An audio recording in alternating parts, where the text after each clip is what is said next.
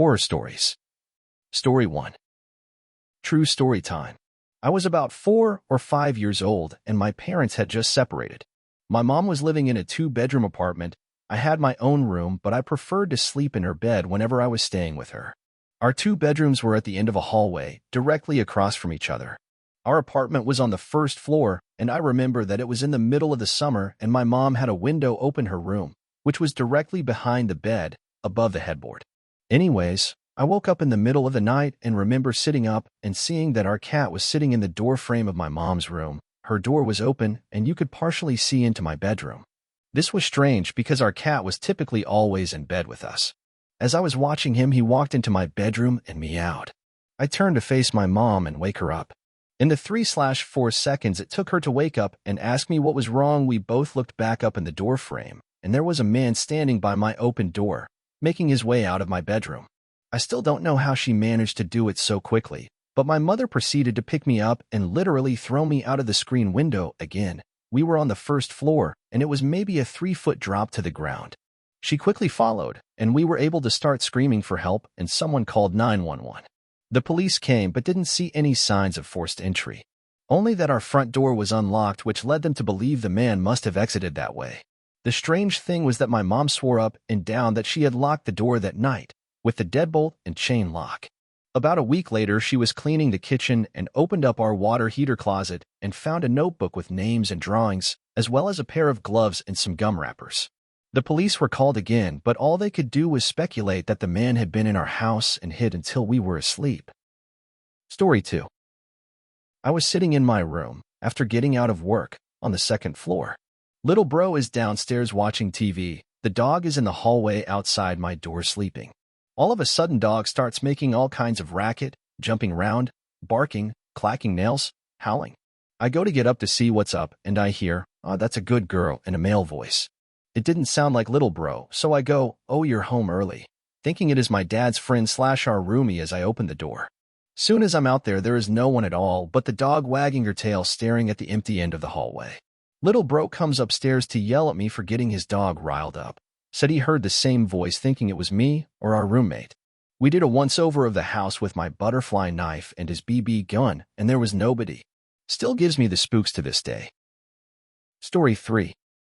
About 2 years ago, I was driving home from a family reunion pretty late at night, and the drive was about 2 hours. I didn't stay the night because I had to be back for work the following day. Most of the drive was on roads with dense bushes and trees on either side. The real creepy ones you see a lot in movies.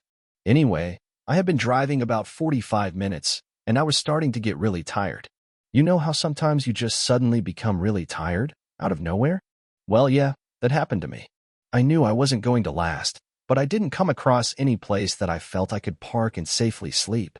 Anyway, after it became clear to me that I wasn't going to find a place to pull up, and my tiredness wasn't going away, I did something very questionable. I pulled over to the side of the road onto the grass, behind some bushes, to try and hide my car from anybody else who was going to come past. The roads weren't empty. I came across another car every few minutes or so. I made a mental note that the time was 11:22, and then fell asleep. Sometime later, I was awoken by a scratching sound. I looked at the clock, 11:50. The sound stopped after a few seconds, and because I was still extremely tired, I didn't bother looking around and simply went back to sleep. I was later awoken by the same sound, and it was now 12:40. This time it really freaked me out because the sound didn't stop. The thought ran across my mind that it was just an animal inspecting the car, but why would it return almost an hour after it had left the previous time? I looked in my rearview mirror and just managed to catch a glimpse of something running away into the forest. Now, at the time, I thought it was the damn Hook killer, you know, the one that scratched that couple's car and then slaughtered the guy when he got out to investigate? Fuck that, I thought to myself, so I got the hell out of there. There was a bend no more than 100 yards up the road, and as I came around it, there was a fucking car, parked off to the side of the road with the driver's side door opened. I slowed down just to look to see if anyone was in there. There wasn't. Then I looked in my rearview mirror. I didn't see anything, and all of a sudden, this guy comes sprinting around the corner. He starts screaming at me, shouting stuff like, hey you, get the fuck out of your car. Now, I noped the fuck out of there and sped off. I never saw the guy again. Moral of the story? Don't fucking sleep on the side of a deserted road. Story 4. I had awesome parents who let me sleep in the living room on weekend nights when I was very young because my sister was a light sleeper and I could stay up until dawn.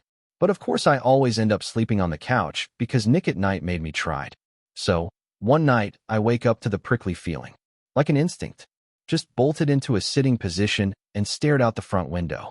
We lived in rural Georgia, so you can imagine the magnitude of trees. In perfect light cast from the moon, I see a silhouette of someone in this fucking tree. The family dog dashes to the window and is snarling into the glass. Terrified, I run into my parents' room and try to explain to my parents that there is a strange person outside. Dad grabs something defensive and darts outside with the dogs to beat the wax off the hot head. I tremble in Mama's arms until Dad comes home and says he saw no one and to go to bed. I decide to sleep in my regular bedroom. I fill in my sister in as to what happened. Dad is making regular rounds in the house with a cup of coffee. We're all still, and I finally think I can sleep. Nope. I notice the man outside my window. From what I can see in the moonlight, he gives me a shush signal and runs away. Just turns around to run a straight line away. I swear I couldn't stop crying for what felt like hours. Story 5. Woke up. Clock says 3:34 a.m. I'm 17 and in my bedroom. It's pitch black, but I hear some rattling downstairs. Terrified, I quietly tiptoe to my parents' room. Weird, it's empty. Where are my parents at 3:34 a.m.? Go upstairs to my brother's room. He's usually awake all night. But while the light is on, no one is in the room. So I guess whatever those noises are downstairs, it must be them. Why are they awake? Maybe someone died. I go downstairs. In the middle of my living room is what looks like two men stealing our TV. No one else is in sight. I run upstairs as quietly as possible, shut and lock my door. Suddenly, there's banging on the door. I wake up. It was a dream, and the relief washes over me. I look over at the clock. Weird coincidence. It's 3:34 a.m. I'm shaking, but decide to go downstairs to prove to myself that everything's fine. I go downstairs. The two men are in my kitchen, screaming at my parents and brother. I run upstairs to my bedroom and lock the door. 10 seconds later, I hear banging. I woke up. It's 3:34 a.m. This time, I had actually woken up and I don't manage to fall back asleep for about 36 hours. Edit. Lots of responses about lucid dreaming here. I spent most of my teens and early 20s as a lucid dreamer, discovering the techniques after a childhood plagued by very frightening sleep paralysis. I found a message board back in 1998 where I learned to at least have fun with it. The above story wasn't a sleep paralysis experience, but it was typical of the kinds of nightmares I used to have. Story 6. I lived in a bizarre little house as a child. It was incredibly tall and thin, like an attached house except freestanding, with 3 floors, a basement, and an attic.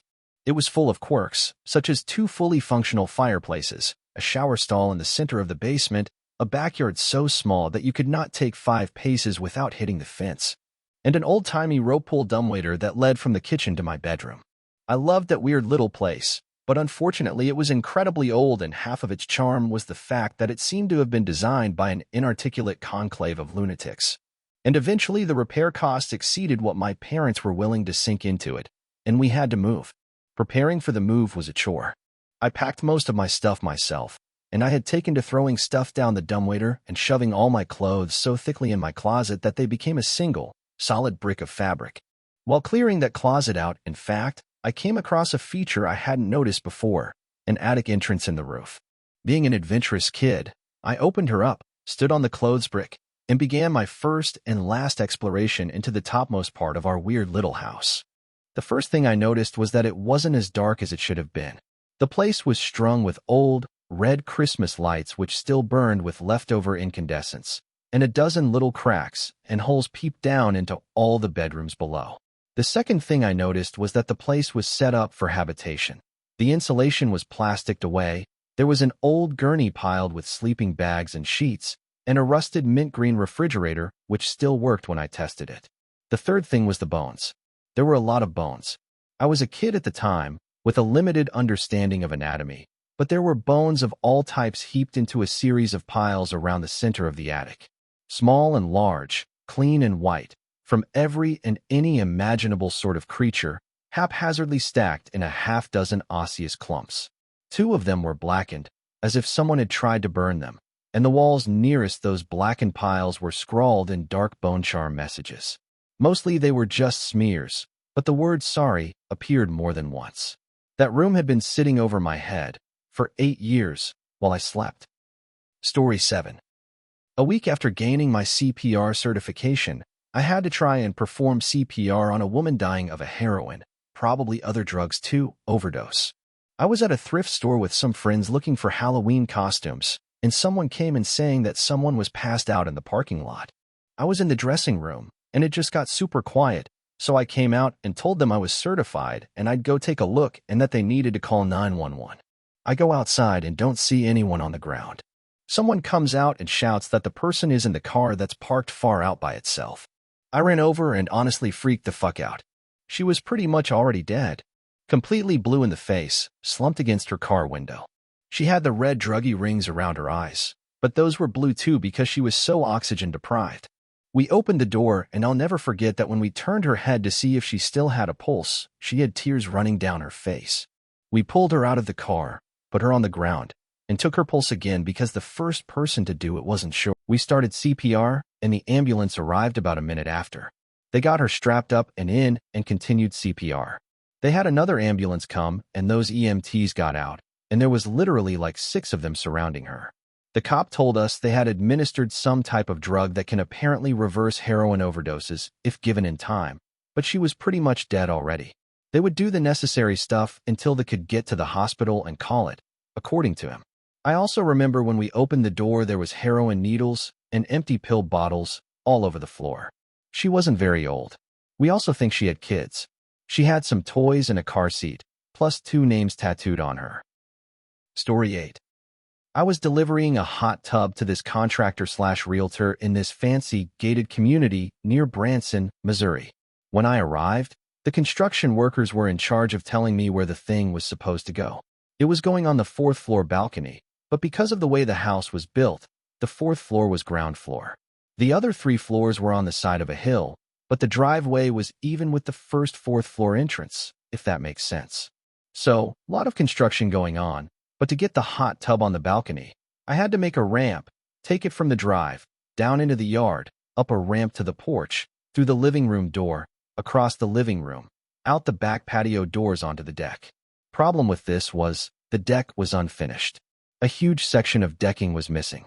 They had literally installed only enough decking so that I could go from the patio doors to the far corner of the deck where the hot tub would sit. There was no railing. The hot tub weighed 900 pounds, and it was a 4-story drop if I fell. The construction workers volunteered to help me. We got it out onto the deck, crossed the narrow bridge of installed decking to the corner, and I was about to lay it down. You move these on a dolly while the hot tub is on its edge for clarification. Laying it down isn't that hard. You tilt it, bring it down to your lap, grab the strap securing it to the dolly, and lower it to the deck. It's very controlled, and I'd done it thousands of times. However, this deck wasn't finished, so the contractor wanted to leave it on its edge. It's a lot harder to take it off when it's standing up, because the dolly is under a 900-pound tub. But I've done it before. I told them that we would have to put blocks under one side of the dolly, tilt the tub, and pop the straps to release the dolly so it could be removed from the area. Then you tilt the hot tub back, remove the blocks, and then set the hot tub down on the deck. Problem: the deck wasn't wide enough to allow me to do this safely. I popped the strap on the hot tub, put the blocks under, and I tilted the hot tub, but that put me with my feet 4 inches from the edge of the deck with nothing but 4 stories of air behind me. We were able to free the dolly on one side, but not the other. The hot tub had to be leaned over further toward me. I tell everyone to freeze, and they do. I didn't want anyone messing with it because I had to shift my feet back 5 inches so my heels were off the deck. I'm freaking out, but it's all going smooth. I have a construction worker on each side of me helping support the tub, 3 construction workers freeing the dolly, and 1 useless worker playing with the strap that is going to secure the tub to the house so that the wind doesn't blow the tub over. We are inches from having the dolly freed when one of the construction workers freeing the dolly gets impatient and kicks the corner of the tub to dislodge it from the dolly. It works for him, but unfortunately for me, I didn't have my feet set yet. I shout that I'm falling. The 2 guys beside me take the weight of the tub, but no one can get to me. My arms are windmilling. I'm bent almost double backwards trying my damnedest to stay on the deck. I can see the boulders down below out of the corner of my eye. I'm falling, and there isn't anything I can do about it. I feel myself go. I'm falling. My heels slip out from under me and no one can reach me, but then suddenly, I'm flying forward. Something is under the small of my back, and it's slamming me into the bottom of the tub. The dolly is removed, and the tub stood up with me hugging it before I find out what saved me. The useless guy playing with the strap had already secured one end to the house. When I fell, the strap was already behind me, hanging off the deck.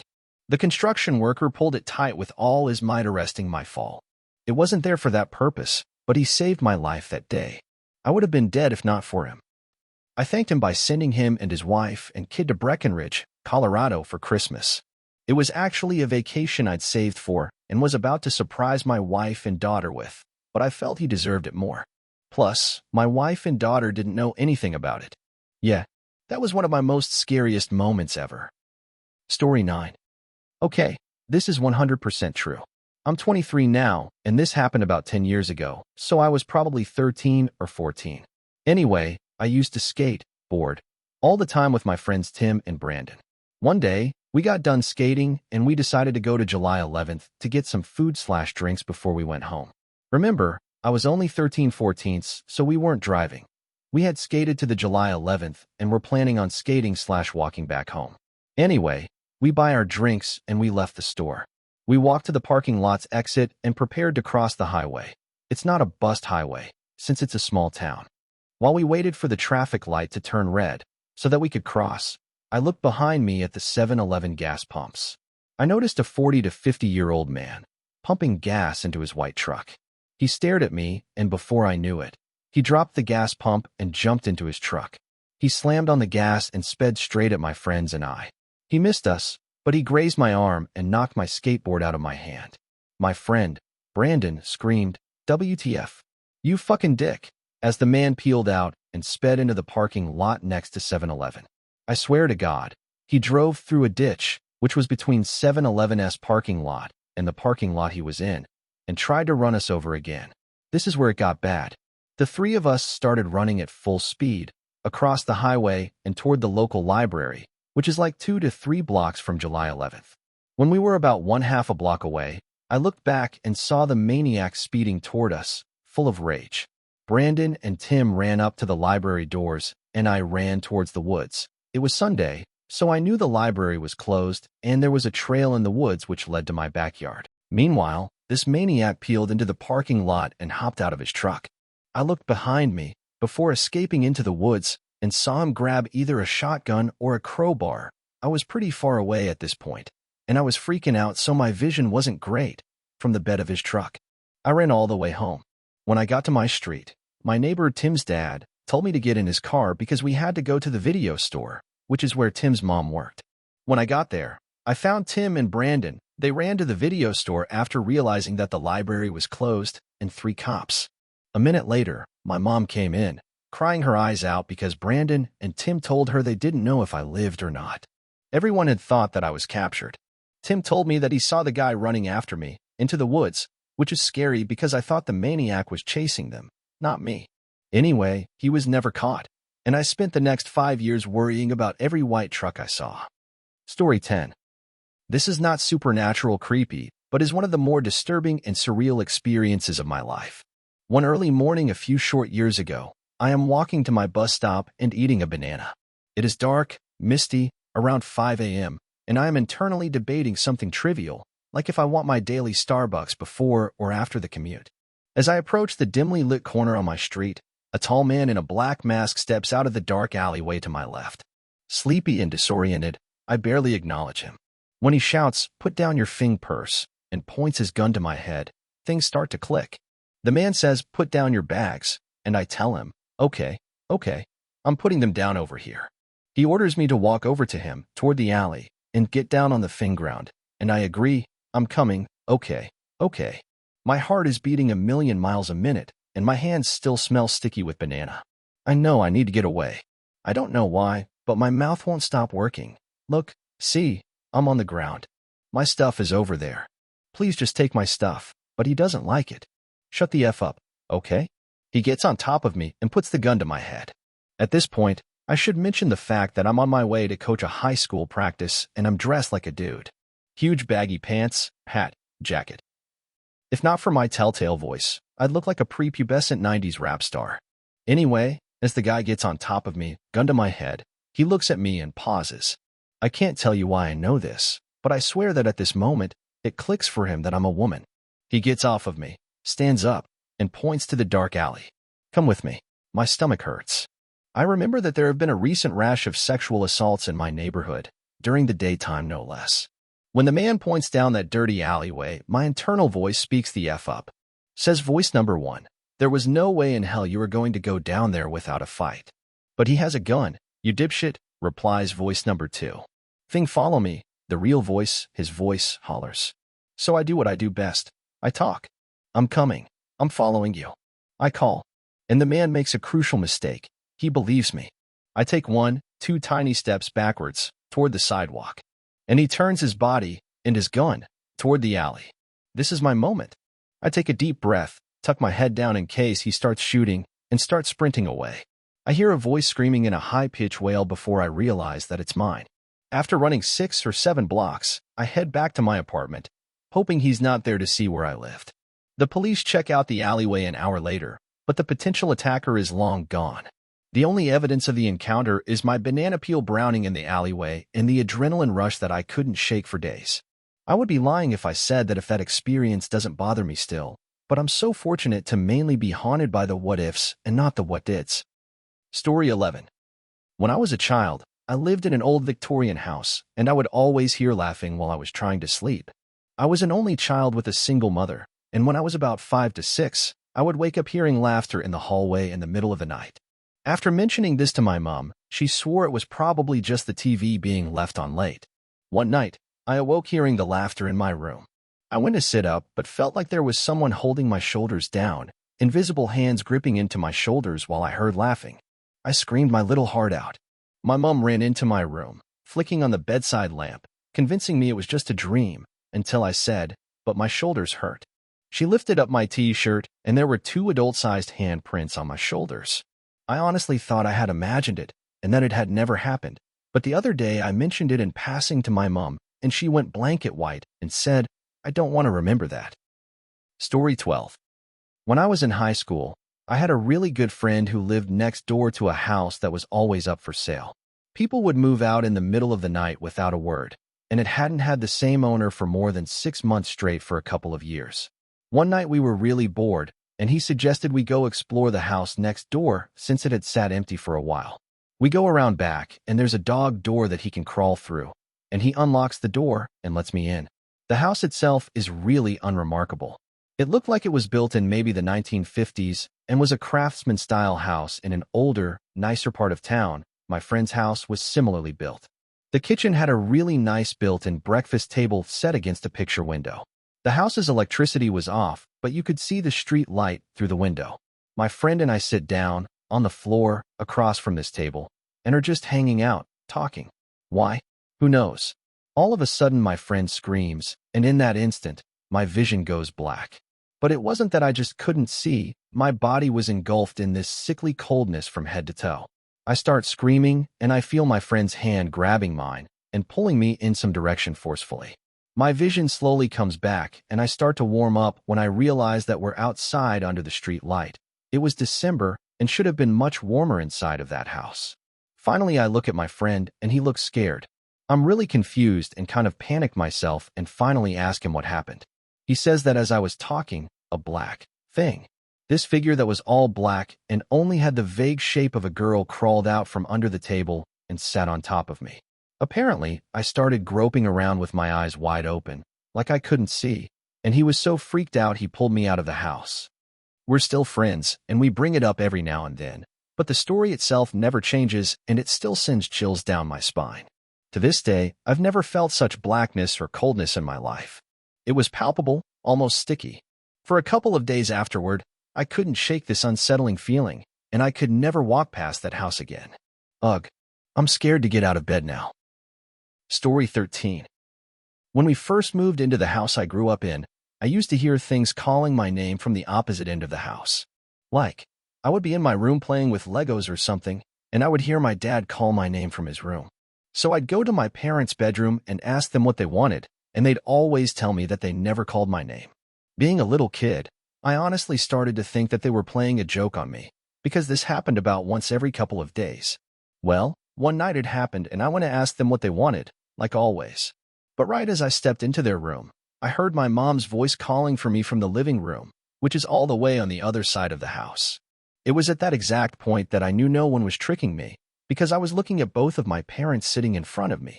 I kinda kept this to myself until my brother was diagnosed with partial narcolepsy.